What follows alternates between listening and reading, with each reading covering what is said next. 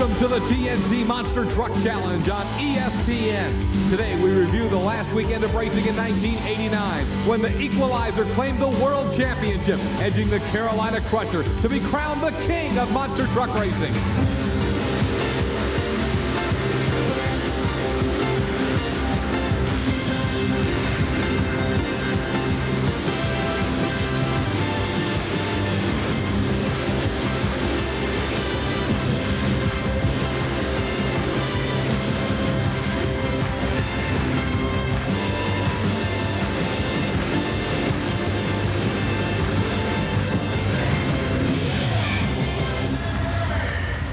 At the end of 1988 in Louisville, Kentucky's Freedom Hall, here's what happened as the World Championship on the TNT Monster Truck Challenge was decided.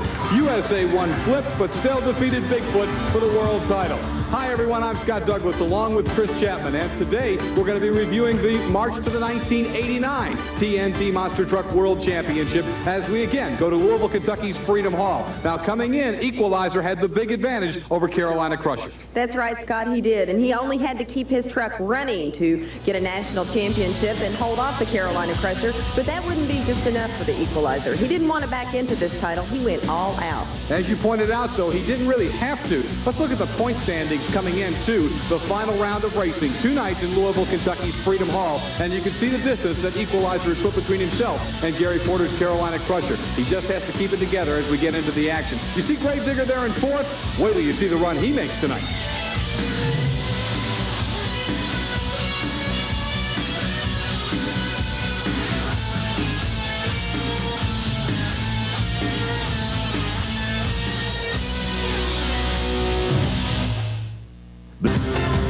TNT Monster Truck Challenge in Louisville, Kentucky to crown the 1989 World Champion. Now, Carolina Crusher had to win every race this weekend in Louisville and hope that something bad happened to the Equalizer. Stomper got a good jump here, but you can see Crusher went on to win this first round matchup. And remember, everything you're going to see on ESPN today is a must-win for Carolina Crusher, but even that might not be good enough. Army Armstrong got by to talk with Gary Porter, trying to win a world championship, but knowing it was a long shot. Gary, the starting line looks like it's the trick tonight. Real spooky late lead for you. It is. I'm sort of coming over the hill a little ease, and then after I get my front wheels over the hill, I'm shifting the second gear and just put it to the floor. So, what's the track like? Good, bad? The track is a little bit rough in them cars. A little bit. The left lane is a little worse than the right lane, and we're getting a pretty good bit of air tonight.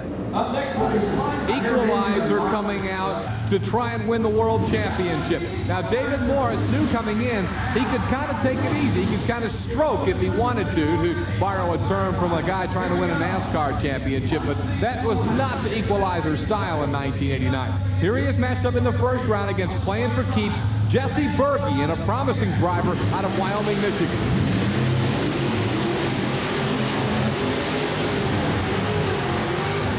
On that run, Equalizer set the tone for the weekend. First round, first of 2 nights at Louisville, Kentucky's Freedom Hall, showing everybody he wasn't going to coast to the World Championship. Mad Dog was the fast qualifier coming in, and he met Carolina Crusher in the quarterfinal round. Big test right here for Gary Porter and the Carolina Crusher. Mad Dog a surprise as fast qualifier, and Crusher wanted to show him, hey, maybe it was a fluke. I didn't go all out into qualifying, but I know I got to beat you now. Crusher lined up and got him right here.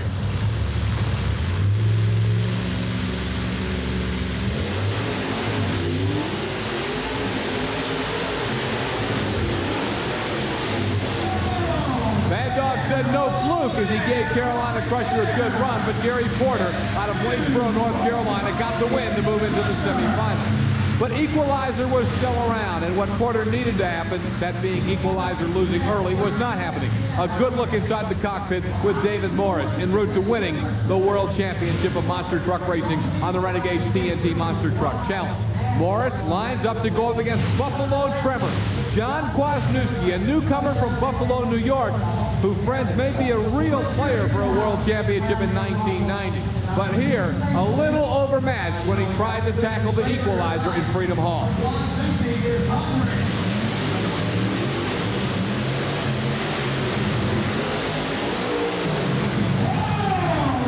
David Morris really laying down a watch Equalizer, David Morris, Buffalo Trevor with John Kwasniewski in an exciting side-by-side run at Louisville, Kentucky's Freedom Hall.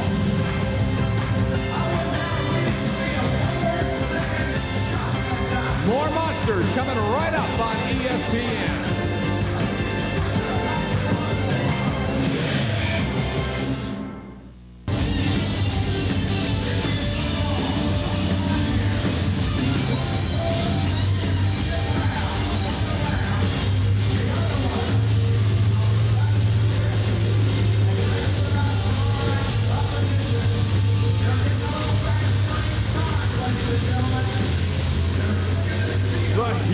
Monster trucks lining up for the semifinals at Louisville, Kentucky's Freedom Hall.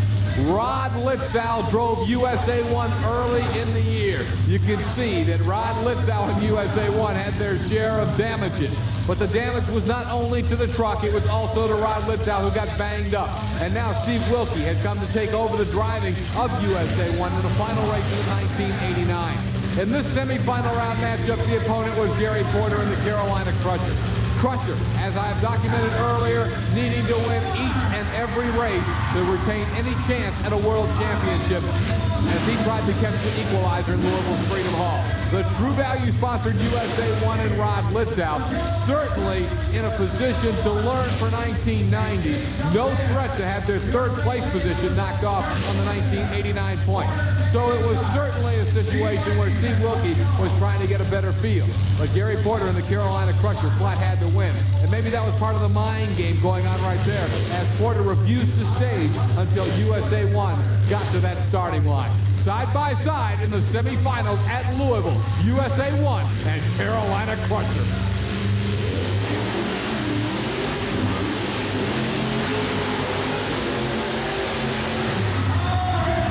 Doing what he had to do, Gary Porter's Carolina Crusher moved himself into the Monster Smash final, where the possibility that he would meet Equalizer was becoming more and more evident. Equalizer is still to come, but Porter knew what he had to do and got it done right here, and that was to get to the Monster Smash final. Steve Wilkie seems to be feeling a little more confident here in the late stages of '89 and USA 1, but just not quite enough to stick with the Carolina Crusher. Army Armstrong got a chance to spend some time after that run with Gary Porter of the Carolina Crusher. He got ready for one more crack at David Morris's Equalizer. Well, Gary, as the year winds down, you're going out of this thing screaming, aren't you? You're looking super out there. It does. The truck seems to be running good. It seems to be handling this course pretty good. I come over the dirt hill just a little bit too hard that time, and my front end bounced up on me. How about Steve Wilkie? He's showing us he can drive a monster truck, isn't he? He is. He's a pretty good driver. I sort of try to psych him out back in the pits and up there on the line and, try to use a little brain on him. We'll see you in that final. Good luck to you. Okay, thank you. Lots of brawn, but Gary Porter says you got to throw a little brain into the monster truck racing as well as he did there. The other semifinal matchup is the computerized state-of-the-art King Crunch from Woodlands, Texas, up against the rookie, David Morris, but what a rookie, in the Equalizer Chevrolet. The world points leader at this point in the season, ready to try and wrap up the championship.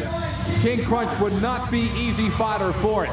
Outstanding matchup in the semifinals at Louisville, Kentucky's Freedom Hall. It's Tennessee against Texas on the starting line. The Volunteers standing against the Lone Sergeant.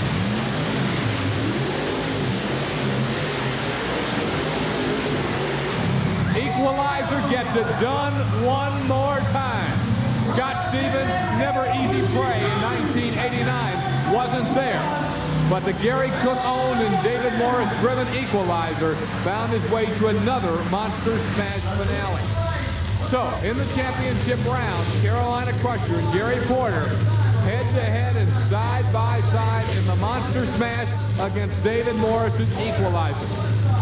Porter knew his chances were dwindling, but certainly to have any chance left, basically, he was going to have to beat the Equalizer here.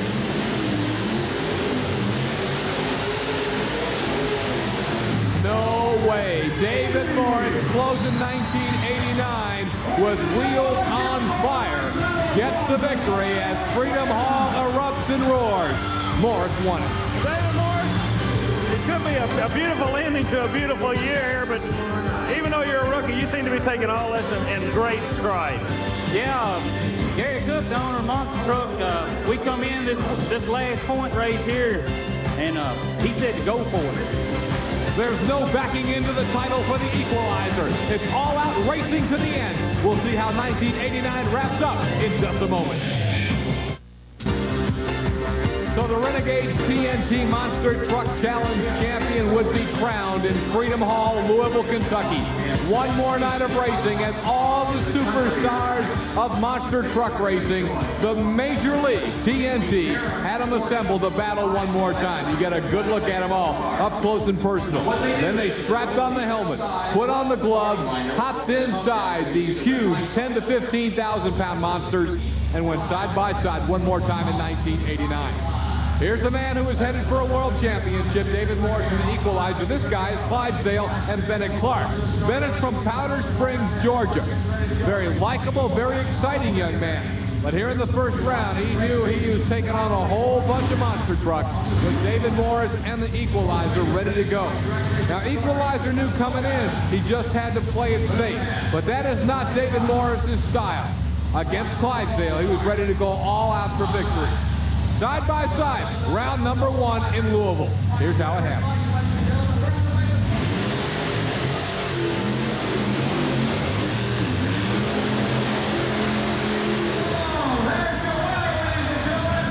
With that victory, David Morris and the equalizer actually mathematically wrapped up the World Championship. Well, David Morris, you're inching ever so close to being that national champion. What's going through your mind right now? Beating every one of these guys here tonight. I'm going to try to take this weekend with a win. Going to go out of here to blaze the glory and be a national champion, huh? That's what I plan on, Army. Good luck. We'll be watching you. Thanks. Dave Wysorek's beautiful Nightlife Chevrolet. This truck won the prestigious Astrodome TNT Monster Truck event earlier in 1989. And he was a top 5-point contender all year long. But here, Carolina Crusher is the opposition. Now, this is the first round.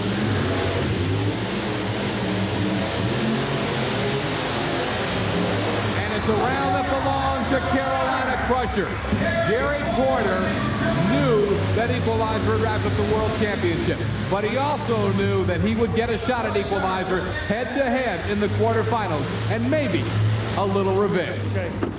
Well, it's almost ironic. The last event of the year in the second round, you're going to go against the equalizer. He says he can win it. I don't believe that's the same thing you're feeling right now. I think I got this course down pretty good, and I think I can take the win in this round.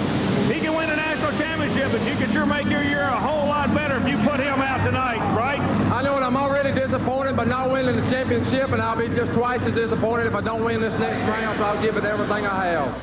We'll be seeing that action a little bit later. You know, TNT is not only the major league in motorsports because of great competition, but also because when you go to a TNT event, you're going to be entertained with great racing and lots more.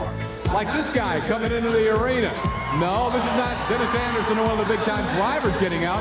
It's the official mascot of TNT, Gogo the Gorilla, arriving at Louisville's Freedom Hall in style. Chris Chapman spent some time with Gogo and track announcer Butch Krieger in Louisville.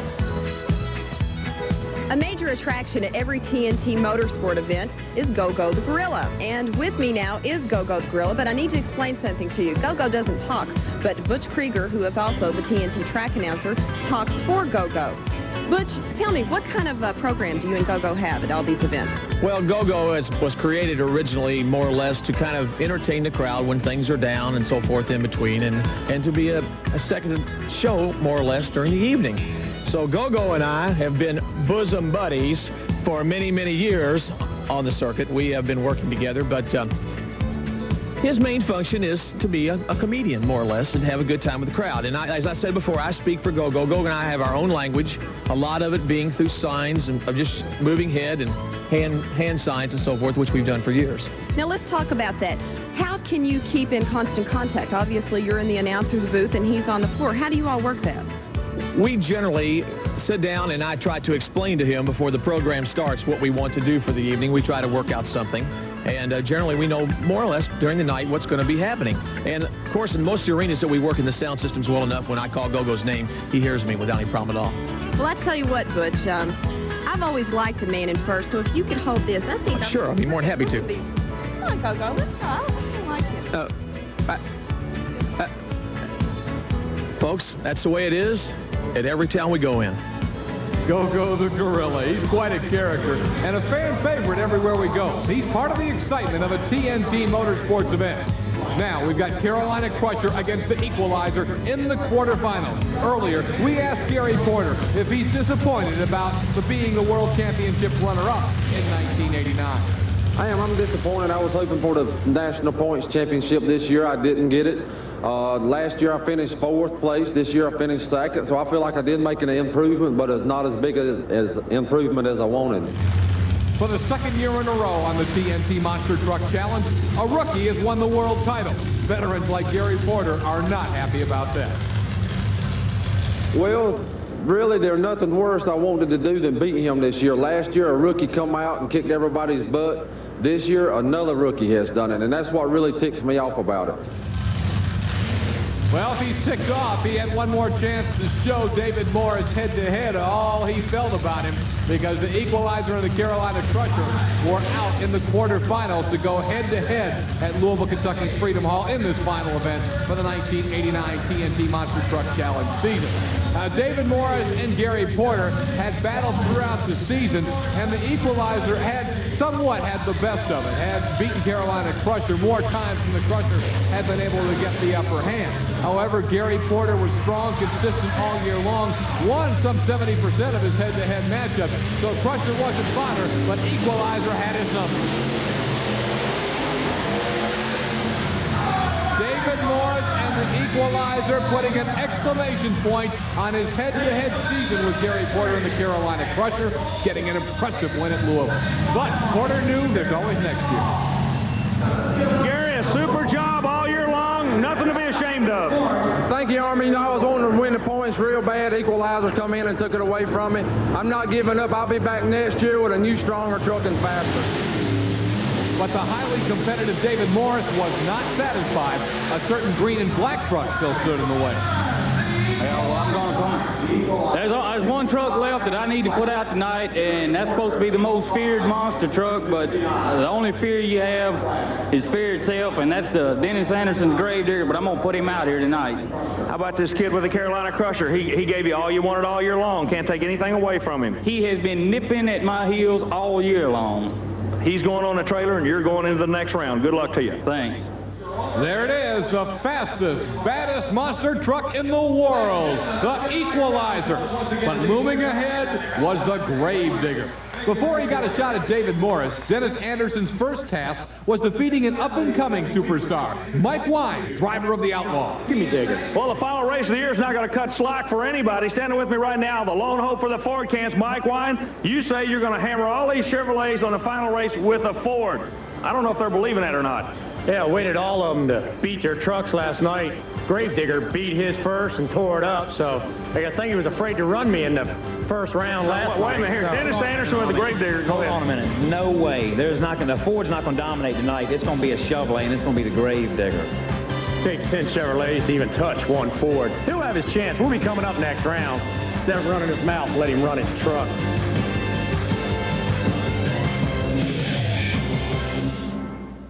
Going into the break, both guys very cocky, confident, aggressive, and not afraid to tell the other one all about it. Mike Wine, the Jersey Outlaw Ford, and the Gravedigger Chevrolet, Dennis Anderson. Even kind of a North-South Civil War. The Jersey Outlaw coming obviously from New Jersey, Gravedigger, a Virginia-based truck, side by side.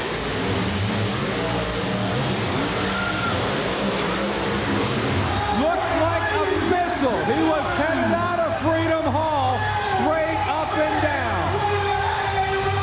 Dennis Anderson's Gravedigger, watching slow-mo. Can you believe it? Wow, straight up and down, 90-degree angle. Luckily for Anderson, the bounce sent him forward, but Jersey Outlaw got the win over Dennis Anderson's Gravedigger. One of the most wild runs of 1989 came at the end. Dennis Anderson pointing her toward the stars as Gravedigger flat came out of the ground and looked like he was headed out the roof. Dennis Anderson and the Gravedigger did not get the win, but did once again typify what the Gravedigger is all about. Bonsai run. Well, Dennis, you're notorious for the wild rides. The last ride in '89. What can you say? I know it. Hey, I tell you what, I stood her up pretty good there. I knew that I was going to get a lot of air. I already said this lane over here was a home wrecker, and it stood me up pretty good. So I knew I was going to get a lot of hang time. But I wasn't worried about hang time then. I was worried about getting the wheels back on the ground.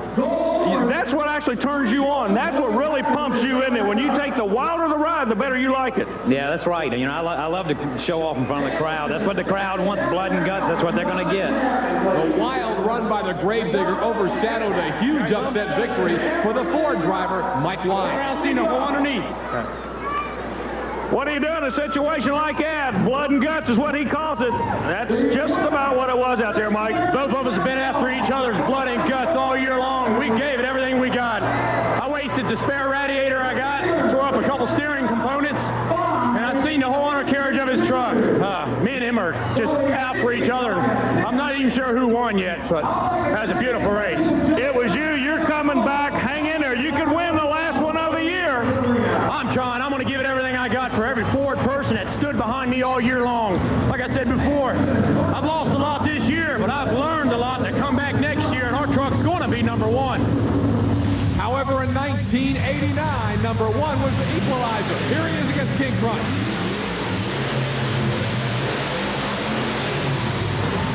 Crunch only had rear-wheel drive, but Equalizer still laid down an outstanding shot to move into the Monster Smash final. Well, you know, race fans in all form of motorsports, where stock cars or stock trucks, anything that has that Ford, Chevy possibility, that's one of the things the fans love to see. And in the final race of 1989 on the TNT Monster Truck Challenge, that's what the fans at Louisville, Kentucky got.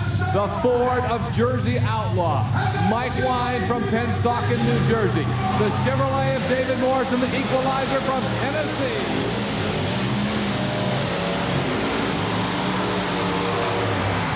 Closing the year with a bang, David Morris's Equalizer wrapped up the World Championship in style with back-to-back victories in successive nights at Louisville, Kentucky, and the young man who really hadn't shown all that much emotion in his rookie season let some out right there at the end. His lovely wife Nancy on hand for a big hug. And hey, maybe at last David Morris can get over the superstition he's had with the silver flag and is willing to carry it one final time. Well, ladies and gentlemen, kind of a unique situation here. We've been teasing him all year long. He's superstitious, would not carry the flag. But you get to keep it the longest of anybody. You get to keep it till next year. That's a great feeling. I'm glad to have his flag now. I didn't want it at first, but I've got it now, and I hope we can keep it.